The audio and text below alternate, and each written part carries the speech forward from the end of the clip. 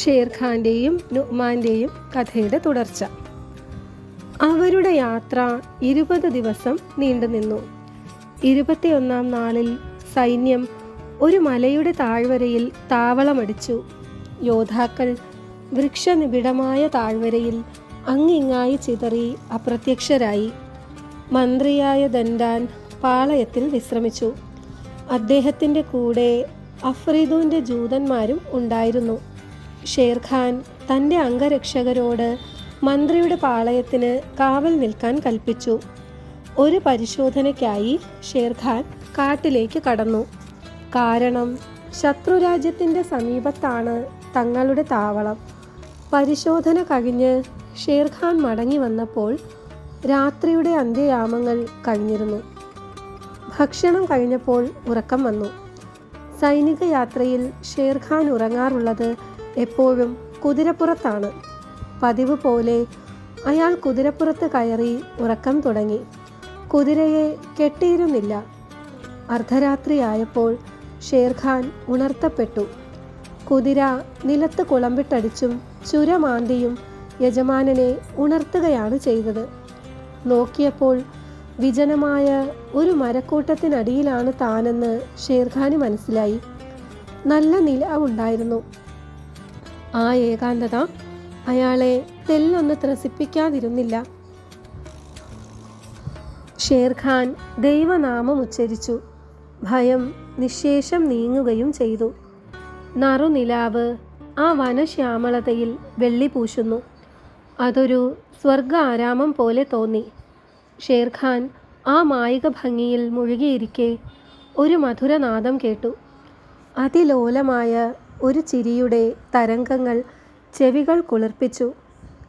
നിലാവിൻ്റേത് തന്നെ ആയിരിക്കുമോ രണ്ടും? ആ ചിരി അതുതിർന്ന ചുണ്ടുകളിൽ നിന്ന് തന്നെ മോന്തി കുടിച്ച് മരിക്കാൻ ആഗ്രഹിക്കാത്ത ആത്മാക്കളുണ്ടാവില്ല. ഷേർഖാൻ കുതിരപ്പുറത്തു നിന്നിറങ്ങി. വനത്തിൽ നിന്ന് കേട്ട ശബ്ദത്തിൻ്റെ ഉറവിടം നോക്കി നടന്നു. കുളിർ ഗാനം പൊഴിച്ചുകൊണ്ടൊഴുകുന്ന ഒരരുവിയുടെ തീരത്തെത്തി. അവിടം പക്ഷികളുടെ കിളിനാദം കൊണ്ട് സജീവമായിരുന്നു. പലതരം വന്യജീവികളുടെ ശബ്ദങ്ങളും അവിടവിടെ കേട്ടിരുന്നു. അരുവിയുടെ തീരം പച്ചപ്പുല്ലുകളുടെ മെത്തയായിരുന്നു. പല വർണ്ണങ്ങളിലുള്ള പൂക്കൾ അതിൽ പൊഴിഞ്ഞു കിടന്നിരുന്നു. തെളിഞ്ഞ നിലാവിൽ അരുവിയുടെ അക്കരെ ഉന്നതമായ ഗോപുരത്തോടു കൂടിയ ഒരു മന്ദിരം ദൃശ്യമായി. മന്ദിരത്തിൻ്റെ അടിവാരത്തെ തഴുകിക്കൊണ്ടാണ് അരുവി ഒഴുകുന്നത്. അതിൻ്റെ ഉമ്മറത്തുള്ള മണ്ഡപത്തിൽ ഏതാനും യുവതികൾ നിലാവിൽ നദിയുടെ സംഗീതം ആസ്വദിച്ച് ഉല്ലസിക്കുന്നുണ്ടായിരുന്നു. അവർ 10 പേരുണ്ട്. നടുവിൽ അതിമനോഹരിയായ ഒരുവൾ വേറെയുമുണ്ട്. ആ മുഖം ഭൂമിയിലാണെന്ന് ഒരേ ഒരു കാരണമേ ഉള്ളൂ, അത് ചന്ദ്രബിംബമല്ലെന്ന് കരുതാൻ. നിലാവിൽ അവളുടെ കറുത്തിരുണ്ട മുടിച്ചാർത്ത് പാറി കളിക്കുന്നുണ്ടായിരുന്നു. ഷേർഖാൻ്റെ കർണം കുളിർപ്പിച്ചത് അവളുടെ കളമൊഴിയും പൊട്ടിച്ചിരിയുമായിരുന്നു. അവൾ തോഴിമാരോട് പറയുന്നത് കേട്ടു. നാണം കെട്ടവരെ, ആ തൊഴിൽ നന്നല്ല. ഇനിയത് ആവർത്തിച്ചാൽ കണക്കിന് കിട്ടും. അതെല്ലാം പോകട്ടെ, ഗുസ്തിയിൽ നിങ്ങളിൽ ആരെങ്കിലും എന്നെ തോൽപ്പിക്കാമോ? വേഗമാവട്ടെ, നിലാവ് അസ്തമിക്കാറായി. ഒരുവൾ എഴുന്നേറ്റു. നിമിഷങ്ങൾ കൊണ്ട് അവൾ തോറ്റു താഴെ വീണു. അങ്ങനെ 10 പേരും അവളുമായുള്ള ഗുസ്തിയിൽ തോറ്റു നിലംപതിച്ചു. അപ്പോൾ വനത്തിനുള്ളിൽ നിന്നും ഒരു വൃദ്ധ അങ്ങോട്ട് കയറി ചെന്ന് വിജയിനിയോട് പറഞ്ഞു, എന്താണ് ചെയ്യുന്നത്? ചെറിയ പെൺകുട്ടികളോടാണോ പരാക്രമം കാണിക്കുന്നത്? ഗുസ്തി പിടിക്കണമെങ്കിൽ ഇതാ ഞാനുണ്ട്, ഒരു കൈ നോക്കാം. വയസ്സാണെന്നും മറ്റും കരുതണ്ട. വൃദ്ധ ഇടപെട്ടതിൽ നീരസം തോന്നിയെങ്കിലും അവൾ ചിരിച്ചുകൊണ്ട് പറഞ്ഞു, തമാശ പറഞ്ഞതാണോ അതോ ശരിക്കും പരീക്ഷിക്കണമെന്നുണ്ടോ? തമാശയൊന്നുമല്ലെന്ന് വൃദ്ധ പറഞ്ഞ ഉടനെ അവൾ വൃദ്ധയുടെ നേരെ കയ്യും ചുരുട്ടി കുതിച്ചു. ഇരുവരും ഗുസ്തി തുടങ്ങി. വൃദ്ധയുടെ മട്ടും മാതിരിയും കണ്ട് ഷേർഖാൻ പൊട്ടിച്ചിരിച്ചു. വൃദ്ധ പലവട്ടം നിലത്തു വീണു. ഷേർഖാൻ ആലോചിച്ചു, കിഴവിയെ കലാപക്കാരി എന്നാണല്ലോ അവൾ വിളിച്ചത്. കിഴവിയും ഈ ചെറുപ്പക്കാരികളുമെല്ലാം ക്രിസ്ത്യാനികളാണ്. ഷേർഖാൻ പതുക്കെ പതുക്കെ ആ മണ്ഡപത്തിനടുത്തേക്ക് നടന്നു. ഗുസ്തിയിൽ വൃദ്ധ പരാജിതയായി. അപ്പോൾ അവൾ പറഞ്ഞു, നിങ്ങൾ വെല്ലുവിളിച്ചതുകൊണ്ട് മാത്രമാണ് ഞാൻ ഗുസ്തി കൂടിയത്. തറയിൽ വീണതുകൊണ്ട് പരുക്ക് വല്ലതും പറ്റിയോ? വൃദ്ധ ഒന്നും മിണ്ടാതെ മഠത്തിനുള്ളിലേക്ക് ഓടിപ്പോയി. ഷേർഖാൻ വിചാരിച്ചു, വിധിക്ക് എന്തോ ഉദ്ദേശമുണ്ട്. ഉറങ്ങിക്കിടക്കേണ്ട ഞാൻ ഇവിടെ എത്തിയത് എന്തിനാകാം? ഈ ഗുസ്തിക്കാരിയെയും തോഴികളെയും എൻ്റെ അഭിലാഷപൂരണത്തിനു വേണ്ടി നിയോഗിച്ചതാകാം. ഷേർഖാൻ കുതിരപ്പുറത്ത് കയറി നേരെ ആ സുന്ദരിമാരുടെ സങ്കേതത്തിൽ ചെന്നു. ആ യുവതി ചാടി എഴുന്നേറ്റു. നിങ്ങൾ ആരാണ്? ഊരിപ്പിടിച്ച വാളുമായി ഈ സങ്കേതത്തിൽ വരാൻ എങ്ങനെ ധൈര്യപ്പെട്ടു? സത്യം പറയണം, ഇവിടെ നിന്നും രക്ഷപ്പെടുക അത്ര എളുപ്പമല്ലെന്ന് ഓർമ്മ വേണം. ഞാനൊന്ന് ശബ്ദിച്ചാൽ 4000 ക്രിസ്ത്യൻ പടയാളികളായിരിക്കും പാഞ്ഞെത്തുക. ഞാൻ വിദേശീയനായ ഒരു മുസൽമാനാണ്. വഴിതെറ്റി വന്ന യാത്രക്കാരനൊന്നുമല്ല. ഈ നിലാവിൽ എൻ്റെ ഹൃദയാഭിലാഷം ശമിപ്പിക്കുവാൻ പോകുന്ന യുവസുന്ദരിയെ തേടി വന്നതാണ്. ഭവതിയുടെ തോഴിമാരെ അവർക്ക് സമ്മതമാണെങ്കിൽ എൻ്റെ സുഹൃത്തുക്കൾക്ക് സമ്മാനിക്കാം. ധിക്കാരി, അവൾ ഗർജിച്ചു. നിനക്ക് മേയാനുള്ളിടമല്ല ഇത്. നീ പറഞ്ഞത് മുഴുവൻ കള്ളമാണ്. മിശിഹായെ ചൊല്ലി ഞാൻ പറയുന്നു, ഇതിനകം തന്നെ ഞാൻ എൻ്റെ പടയാളികളെ വരുത്തി നിങ്ങളെ ബന്ധിക്കുമായിരുന്നു. അപരിചിതരോട്, വിശേഷിച്ചും സുഭകരായ യുവാക്കളോട് അല്പം അനുകമ്പയുള്ളത് കൊണ്ടാണ് ഞാനത് ചെയ്യാത്തത്. ഞാൻ നിങ്ങളുടെ ആഗ്രഹത്തിന് വിധേയയാകാം. പക്ഷേ ഒരു വ്യവസ്ഥയുണ്ട്. ആയുധങ്ങൾ കളഞ്ഞ് എന്നോട് ഗുസ്തിക്ക് തയ്യാറാവണം. ഞാൻ തോറ്റാൽ നിങ്ങൾക്കെന്നെ കൊണ്ടുപോകാം. ഈ 10 യുവതികളെയും അടിമകളാക്കാം. ഞാൻ ജയിക്കുകയാണെങ്കിൽ നിങ്ങൾ എൻ്റെ അടിമയാവണം. തൻ്റെ കരുത്തിനെക്കുറിച്ച് അവൾക്കൊന്നും അറിഞ്ഞുകൂടെന്നും അവളെ തോൽപ്പിക്കുക നിഷ്പ്രയാസമാണെന്നും കരുതി ഷേർഖാൻ താഴെ ഇറങ്ങി ആയുധങ്ങൾ ത്യജിച്ച് ഗുസ്തിക്ക് തയ്യാറായി. അവൾ ഒരു പൊട്ടിച്ചിരിയോടെ പറഞ്ഞു, അപരിചിതനായ യുവാവേ, വേഗം സ്ഥലം വിടുകയാണ് നിങ്ങൾക്ക് നല്ലത്. നേരം പുലരാറായി. എൻ്റെ യോദ്ധാക്കളുടെ കണ്ണിലെങ്ങാൻ പെട്ടാൽ.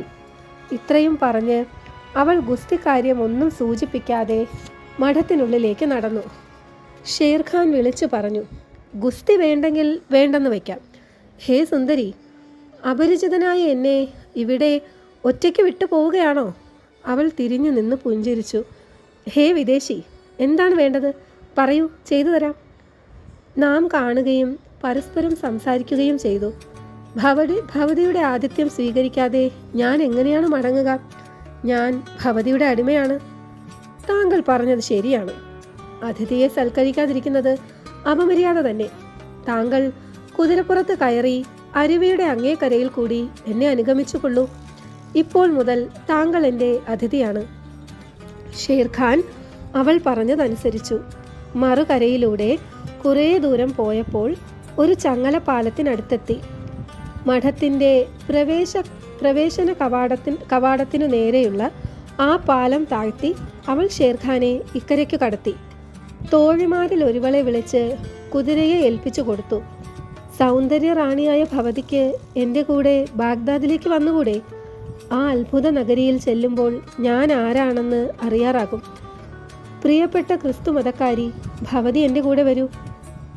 നിങ്ങൾക്ക് ബുദ്ധിയുണ്ടെന്നാണ് ഞാൻ വിചാരിച്ചത്. അപ്പോൾ എന്നെ അവിടെ കൊണ്ടുപോയി ഭയങ്കരനായ ഉമറനുമാന് കൊടുക്കുവാനായിരിക്കും. അയാളുടെ ആ 360 പേരുടെ കൂട്ടത്തിൽ ഒരുവളായി നരകിക്കാൻ, അല്ലേ? അക്കാര്യം പറയണ്ട. ഞങ്ങളുടെ രാജ്യം ആക്രമിക്കാൻ പുറപ്പെട്ടിട്ടുണ്ടല്ലോ അയാളുടെ മകൻ. നിങ്ങൾ ആ ഷേർഖാൻ തന്നെ ആയിരുന്നാലും ഞാനത് ചെവിക്കൊള്ളില്ല. മന്ത്രിയും ഷേർഖാനും കൂടി 10,000-ന്റെ പടയുമായി ഞങ്ങൾക്കെതിരെ അഫ്രീദുൻ രാജാവിനെ സഹായിക്കാൻ പുറപ്പെട്ടിട്ടുണ്ടത്രേ. ആ പടയിൽ കയറിക്കൂടി ഷേർഖാനെയും മന്ത്രിയെയും നിഗ്രഹിക്കാൻ വേണമെങ്കിൽ എനിക്ക് സാധിക്കും. അതെല്ലാം ഇരിക്കട്ടെ, വരൂ, നമുക്ക് പോകാം. അവൾ ഇത്രയുമൊക്കെ സംസാരിച്ചില്ലായിരുന്നുവെങ്കിൽ ഷേർഖാൻ തൻ്റെ രഹസ്യം അവളോട് പറയുമായിരുന്നു.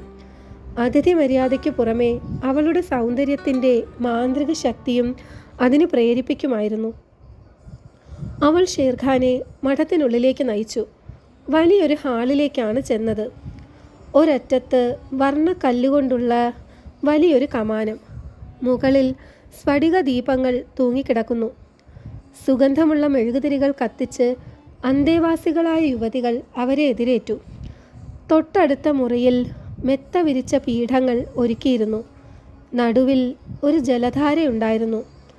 രാജകീയമായ പ്രൗഢിയിൽ അലങ്കരിച്ച ഒരു ശയനമഞ്ചവും അവിടെ സജ്ജമാക്കിയിരുന്നു. ഈ മഞ്ചത്തിലിരുന്ന് വിശ്രമിക്കൂ. അവൾ പരിചാരികമാരെയും ഷേർഖാനെയും അവിടെയാക്കി നിഷ്ക്രമിച്ചു. അവൾ വരാൻ വൈകുന്നത് കണ്ട് ഷേർഖാൻ പരിചാരികമാരോട് തിരക്കിയപ്പോൾ യജമാനത്തി ഉറങ്ങുകയാണെന്നായിരുന്നു മറുപടി. അവർ അപൂർവങ്ങളായ ഭക്ഷ്യവിഭവങ്ങൾ വിളമ്പി അതിഥിയെ സൽക്കരിച്ചു. സ്വർണപാത്രത്തിൽ പനിനീർ പകർന്ന് അതിഥിയുടെ കൈ കഴുകിച്ചു. ഭക്ഷണം കഴിഞ്ഞപ്പോൾ ഷേർഖാൻ തൻ്റെ സൈന്യത്തെക്കുറിച്ച് ആലോചിച്ച് അസ്വസ്ഥനായി. തൻ്റെ ആലോചനാശൂന്യമായ പ്രവൃത്തി ഓർത്ത് സ്വയം പഴിച്ചു. ഏതാനും നിമിഷങ്ങൾക്കകം അയാൾ നിദ്രാലീനനായി. അടുത്ത ഭാഗം നാളെ.